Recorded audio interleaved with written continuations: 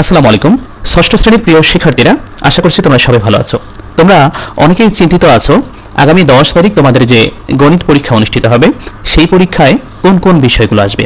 তোমরা বুঝতেই পারতেছো না তোমাদের গণিত বইয়ের কোন পৃষ্ঠা থেকে কোন কোন অঙ্ক আসবে এবং কোন কোন প্যাটার্নে অঙ্ক হবে। কারণ তোমরা ইতিমধ্যে দুটো পরীক্ষা দিয়েছো, যে পরীক্ষাগুলোতে কোশ্চেনের ধরনটা এর আগে যে পরীক্ষাগুলো হয়েছিল সেই ধরন থেকে পুরোপুরি আলাদা, এবং তোমরা এই ধরনের কোশ্চেনে এর আগে কখনোই পরীক্ষা দাওনি।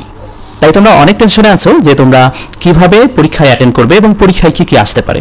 তোমরা জানো তোমাদের পরীক্ষাগুলো আয়োজন করছে মাধ্যমিক ও উচ্চ শিক্ষা অধিদপ্তর এবং পরীক্ষার প্রশ্নপত্র প্রণয়ন করতেছে এনসিটিবি। দেখো, যেহেতু পুরো কারিকুলামটা চালায় এনসিটিবি এবং আমাদেরকে এনসিটিবি একটা নির্দেশনা দিয়েছে কিভাবে আমরা মূল্যায়ন করব তোমাদের গণিত বইয়ের কোন কোন পৃষ্ঠার কোন কোন অঙ্কগুলো থেকে পরীক্ষায় প্রশ্ন আসতে পারে, এই ধরনের একটা ধারণা কিন্তু আমাদের দিয়েছে এনসিটিবি। আমি সেই আলোকে তোমাদের উদ্দেশ্যে একটা শর্ট সাজেশন তৈরি করেছি, তোমরা স্ক্রিনে দেখতে পাচ্ছ। তোমরা যদি এই অঙ্কগুলো করো, মানে আজকে আমি যে অঙ্কগুলো দেখাবো সেই অঙ্কগুলো যদি করো তোমাদের পাঠ্য বইয়ের, আশা করছি তোমরা পরীক্ষায় এখান থেকে 100% কমন পাবা। দেখো, তোমাদের বইয়ের প্রথম অধ্যায়, এই প্রথম অধ্যায়ের 4 নম্বর পৃষ্ঠায় একটা একক কাজ আছে, একক কাজ 2 তোমরা দেখতে পাবা। এই একক কাজটা খুবই গুরুত্বপূর্ণ। তোমরা চাইলে খাতা কলম বের করে এই পৃষ্ঠা নাম্বার সহ কাজগুলো লিখে নিতে পারো, অথবা তোমরা যে মোবাইল ফোন দিয়ে ভিডিওটি দেখছো সেটা স্ক্রিনশট দিয়ে নিতে পারো। এরপরে তোমাদের বইয়ের 7 পৃষ্ঠার একটা জোড়াই কাজ আছে, সেটা করবা। তারপরে তোমাদের বইয়ের 9 থেকে 11 পৃষ্ঠায় দেখবা যে সংখ্যা রেখার মাধ্যমে যোগ, বিয়োগ, গুণ, ভাগ এই সংক্রান্ত অঙ্কগুলো আছে, তোমরা এই অঙ্কগুলো করবা। এরপরে তোমাদের গণিত বইয়ের 12 পৃষ্ঠা দেখবা পিঙ্ক কার্ডের ম্যাজিক নামে একটা সুন্দর ম্যাজিকের মতো অঙ্ক আছে, সেটা করবা। এরপরে 14 পৃষ্ঠা দেখবা যে প্রিয় নামে বয়স জানো, তোমরা এটা করবা, এটা কিন্তু খুবই মজার। তারপরে ওই 14 পৃষ্ঠা দেখবা একটা পাজল আছে, বাক্সের পাজল, 3 নাম্বার দিয়ে বাক্সটি খুলতে হয়, এরকম একটা পাজল আছে, 3 সংখ্যার পিন, তাই না? তোমরা অনেকেই পাজলটা করেছো, খুবই মজার, কিন্তু তোমরা এই পাজলটাও খুব ভালোভাবে করবে। এরপরে দেখো দ্বিতীয় অধ্যায়ে তোমাদের গণিত বইয়ের 25 পৃষ্ঠা থেকে দেখবা যে একক কাজ 1 এবং একক কাজ 2 আছে, তোমরা এই দুটো কাজ করবা। এরপরে 27 পৃষ্ঠায় দেখবা যে একক কাজ 4 আছে, তোমরা সেই একক কাজটা করবা। এরপরে 28 পৃষ্ঠায় সংখ্যা রেখার সাহায্যে পূর্ণ সংখ্যার যোগ, তোমরা এই অঙ্কটা করবা। মূলত এই অঙ্কটা কিন্তু খুবই গুরুত্বপূর্ণ, সংখ্যা রেখার সাহায্যে পূর্ণ সংখ্যার যোগ। তারপরে দেখবা 30 পৃষ্ঠায় একটা একক কাজ আছে, সেটা করবা। 31 পৃষ্ঠায় একটা একক কাজ আছে, সেটা করবা। আবার 31 পৃষ্ঠায় দেখবা যে সংখ্যা রেখার সাহায্যে পূর্ণ সংখ্যার বিয়োগ, এটা ছিল যোগ, এটা হচ্ছে বিয়োগ। তোমাদের 2 অধ্যায়ে এই 2 ধরনের অঙ্ক কিন্তু খুবই গুরুত্বপূর্ণ, পরীক্ষায় আসার উপযোগী। তোমরা এই 2 ধরনের অঙ্কগুলো একটু বেশি করে প্র্যাকটিস করবা। তারপরে 33 পৃষ্ঠায় দেখবা একটা একক কাজ আছে, সেটা করবা। এরপরে তোমরা 3 অধ্যায় বের করবা, মৌলিক উৎপাদকের গল্প। এই 3 অধ্যায়ে 41 পৃষ্ঠায় দেখবা একটা দলগত কাজ আছে, সেই কাজটা করবা। এরপরে তোমাদের গণিত বইয়ের 44 থেকে 48 পৃষ্ঠায় দেখবা যে বিভিন্ন পদ্ধতিতে গসাগু নির্ণয় টাইপের অঙ্ক আছে, সেই অঙ্কগুলো করবা। তোমাদের গণিত বইয়ের 45 পৃষ্ঠায়, মানে 44 থেকে 48 এর ভিতরে কিন্তু 45 পৃষ্ঠা আছে, সেই 45 পৃষ্ঠায় দেখবা একটা দলগত কাজ আছে, সেটা তোমরা করবা। এরপরে 50 পৃষ্ঠা দেখবা 9 ক এবং 9 খ নামে 2টা অঙ্ক আছে, এটি মূলত তোমাদের অনুশীলনের অঙ্ক। এই অঙ্ক দুটো কিন্তু খুবই গুরুত্বপূর্ণ, তোমরা করবা। এরপরে 50 পৃষ্ঠায় একটা একক কাজ এবং 54 পৃষ্ঠায় একটা একক কাজ আছে, এই কাজ দুটো তোমরা করবা।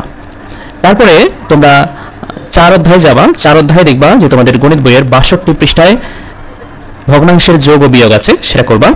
এরপরে 63 পৃষ্ঠায় দেখবা একটা একক কর্মপত্র আছে, সেই একক কর্মপত্রটা করবা। তারপরে 64 পৃষ্ঠায় ভগ্নাংশ ও পূর্ণ সংখ্যার গুণ আছে, সেটা করবা। 65 পৃষ্ঠার একটা একক কাজ আছে, সেই একক কাজটা করবা। এরপরে 67 পৃষ্ঠায় ভগ্নাংশ ও পূর্ণ সংখ্যার ভাগ আছে, সেটা করবা। তারপরে 69 পৃষ্ঠায় একটা একক কাজ আছে, সেটা করবা। 70 পৃষ্ঠায় ভগ্নাংশে গুণ। আবার 70 পৃষ্ঠায় দেখবা একটা একক কাজ এবং একটা জোড়াই কাজ আছে, সেটা করবা। তারপরে 80 পৃষ্ঠায় জাদুর মাঠ, অঙ্কটা কিন্তু খুবই মজার, এই অঙ্কটা তোমরা খুব ভালোভাবে করবা। এরপরে 83 পৃষ্ঠায় ভগ্নাংশে ভাগ আছে, সেটা করবা।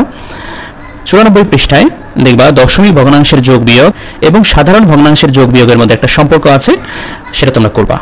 তারপরে 95 পৃষ্ঠায় দশমিক ভগ্নাংশ ও পূর্ণ সংখ্যার গুণ নামে কিছু অঙ্ক আছে, সেই অঙ্কগুলো করবা। তারপরে 96 পৃষ্ঠায় দেখবা দশমিক ভগ্নাংশ ও পূর্ণ সংখ্যার ভাগ, এই টাইপের অঙ্কগুলো করবা। তারপরে 98 পৃষ্ঠায় দশমিকে গুণ, 99 পৃষ্ঠায় দশমিকে ভাগ। তোমাদের 4র্থ অধ্যায়ে একটু বেশি অঙ্ক দেয়া আছে, যেহেতু তোমাদের 4র্থ অধ্যায়টা অনেক বড় একটা অধ্যায়। তোমরা যদি এই অঙ্কগুলো করো, আমি মনে করি তোমরা পরীক্ষায় 100তে 100 কমন পাবা এবং পরীক্ষা নিয়ে তোমাদের কোনো চিন্তা করতে হবে না। দেখো, তোমরা যারা লিখে নিতে পারো নাই তারা স্ক্রিনশট দিয়ে নিতে পারো নিয়ে তোমরা বাসায় এগুলো বেশি করে প্র্যাকটিস করো। কারণ যেহেতু 10 তারিখ পরীক্ষা আর আজকে 8 তারিখ চলে গেল, যেহেতু এটা রাত, 8 তারিখ চলে গিয়েছে, মাঝখানে একটা দিন সময় আছে, তোমরা এই পৃষ্ঠার অঙ্কগুলো খুব বেশি করে করবা। এরপরে পঞ্চম অধ্যায়ে ঐকিক নিয়ম, শতকরা এবং অনুপাত। তোমরা তোমাদের গণিত বইয়ের 107 পৃষ্ঠা বের করবা, দেখবা ওখানে দেয়াল রং করি নামে একটা ছোট্ট অনুচ্ছেদ আছে। এখানে কিন্তু গাণিতিক খুব জটিল একটা হিসাব নিকাশ দেওয়া আছে, এবং মনোযোগ সহকারে যদি তোমরা পড়ো তাহলে দেখবা যে অনেক মজার মজার অঙ্ক আছে ওখানে, তোমরা এটা করবা। এরপরে 109 পৃষ্ঠা দেখবা খাবার বন্টনের আছে, বিভিন্ন হোস্টেলের ছাত্রাবাসের খাবার বন্টন সংক্রান্ত একটা সমস্যা আছে। এখানে একটা সমস্যা না, বেশ কয়েকটা সমস্যা আছে, এগুলো তোমরা করবা। এরপরে 111 পৃষ্ঠা দেখবা বাস্তব সমস্যা 1 থেকে 4, 1 2 3 4 এরকম 4টা অঙ্ক আছে বাস্তব সমস্যার সমাধান সংক্রান্ত, তোমরা এই 4টা অঙ্ক করবা। এরপরে 116 পৃষ্ঠায় একটা একক কাজ আছে, সেই একক কাজটা করবা। তারপরে 125 পৃষ্ঠায় তিশার সিলেট ভ্রমণ। এখানে তিশার সিলেট ভ্রমণ গল্পটা একদম শুরু থেকে শেষ পর্যন্ত তিশা যাত্রাপথে কি কি করেছে এবং তার ফ্যামিলি কি কি করেছে সবগুলোই কিন্তু এখানে দেয়া আছে। মূলত এই যাত্রাপথের মাধ্যমে একটা গাণিতিক হিসাব নিকাশ খুব সুন্দরভাবে ফুটিয়ে তোলা হয়েছে। দেখো তোমরা যে দুইটা পরীক্ষা দিলে সেই পরীক্ষাগুলোর মধ্যে যে প্রশ্নের ধরন সেটা কিন্তু তিশার গল্পের মতো, তিশার সিলেট ভ্রমণের গল্পের মতোই কিন্তু গল্পাকারে সাজানো ছিল। কোশ্চেনটা দেখবা যে তোমাদের কোশ্চেনটা গতানুগতিক প্রশ্নের মতো না হয়ে এরকম গল্পাকারে পুরো প্রশ্নটা সাজানো আছে, এবং ওই একটা গল্পের অধীনে দেখবা তোমাদের বিভিন্ন ধরনের কাজ করতে হচ্ছে, এবং তোমরা 5 ঘন্টা ধরে এই কাজটাই শেষ করছো, তাই না? সেক্ষেত্রে কিন্তু তিশার সিলেট ভ্রমণ যে গল্পটা আছে এটা কিন্তু তোমাদের যে দুটো পরীক্ষা হয়ে গেল সেই পরীক্ষার প্রশ্নের মতোই। তোমরা বুঝতেই পারছো এই তিশার সিলেট ভ্রমণ গল্পের যে অঙ্কগুলো আছে সেটা যদি তোমরা করো তাহলে দেখবা যে তোমরা এখান থেকে, আমি গ্যারান্টি দিলাম, তোমরা এখান থেকে 100% কমন পাবা। দেখবা যে সরাসরি যদিও না আসে এই টাইপের প্রশ্ন আসবে, তোমরা এগুলো খুব বেশি করে করবা। আমার মনে হয় তোমরা যদি এই অঙ্কটা করো আর তোমাদের কিচ্ছু লাগবে না, তোমাদের যে প্রশ্নের ধরন তোমরা বুঝতেই পারছো, এখান থেকে 100% আসবে। এটা হুবহু না আসুক এরকম অনুরূপ আসবে। প্রিয় শিক্ষার্থী, তোমরা বুঝতেই পারছো আর বসে থেকে কোনো কাজ নেই, কারণ সময় নেই।